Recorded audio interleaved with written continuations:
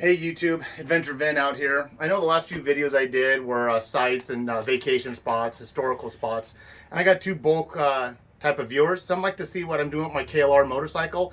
Other ones like to see what I'm doing when I'm traveling. Doesn't involve the KLR. So for all my KLR viewers, I think this is probably one of the most important, yet the video I never wanted to do. This is catastrophic engine failure time. Now keep in mind, the KLR when I bought it is a Gen 1, it's a 07.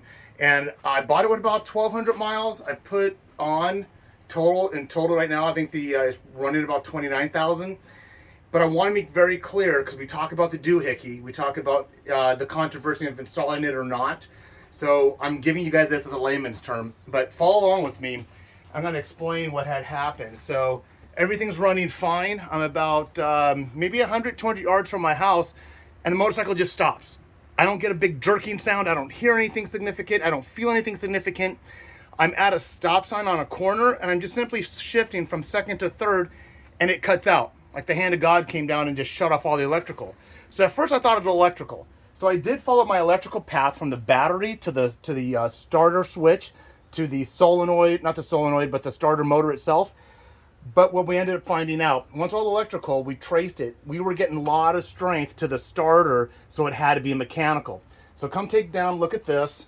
What we ended up doing was we had to open up the engine. Now those that have done the Dohickey know that part of the Dohickey procedure, you got to remove this outer casing, right? So remove the outer casing, and the first thing that happened, I seriously had these things fall out. These things just came right out of the casing. I'm going to put some pictures on my Facebook site, a little bit more descriptive. But the other significant thing I saw were, I looked at other ones, and I don't think that this darkness, like metal hit it and shorted these out for the stator. But then it just got worse as we dug in deeper. Some of these gears are housed on shafts. I don't know if you can see it from the camera, but this was a shaft. And this shaft would house one of these gears. I don't know which one, but it would house one of these gears. This gear, when I came down, was here. The whole shaft was busted off. Some of these were falling off.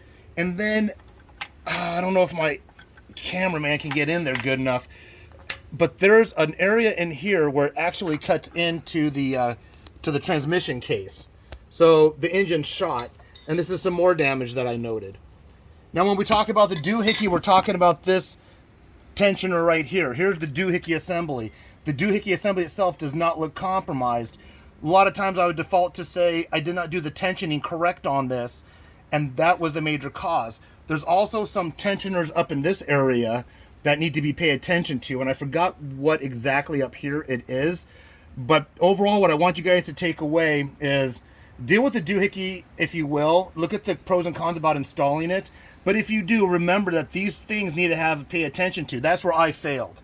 That's where I failed. I did not pay attention to periodically adjusting the tensioning on the Dohickey once I installed it, nor looking up at the timing chain tensioner that's up in here. This chain here goes up into here. Then I ordered an engine, and it just gets worse. Where I ordered this from, come around this side. So I bought this engine, $600, $200 to ship, $200 to ship it. So $800 to my house, I got it. This was the plan, to put this engine into this motorcycle. Unfortunately, when we took it out of the crate, we saw this. Come around the side. So we saw this. Now, we all know, okay, so we got some epoxy, and we got this really weird bolt. The people who sold it to me on eBay, they're gonna give me 100% refund, a total of $800, and they're paying for the return shipping, and this is gonna happen today. So that part's good.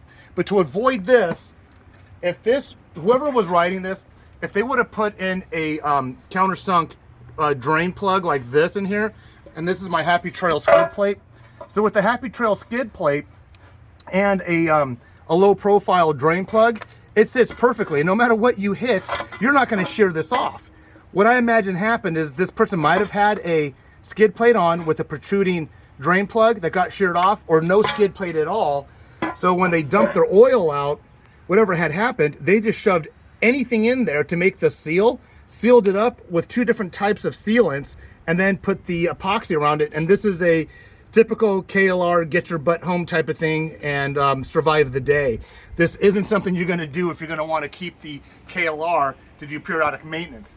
Once I identified that and I sent it to the shippers, the sellers, it's a place in St. Louis, Missouri, immediately they said, we'll make it right. So no harm, no foul on their behalf. little time on mine to package it up. So where am I going now? Where am I going now? I don't know. I don't know if I'm going to try to resurrect my original KLR or part this one out and jump into a Gen 2, but that's a video for future. So probably one of my most important videos for you guys, worrying about the doohickey or not, knowing what catastrophic failure looks like, and knowing when to call it quits, and knowing not to buy engines that you don't have. So very important video, one I didn't want to make. So ride, subscribe, like, whatever you got to do on my videos, but enjoy life, and I hope you found this valuable. Please ask any questions if you have them. Have a great day, YouTube. Thanks.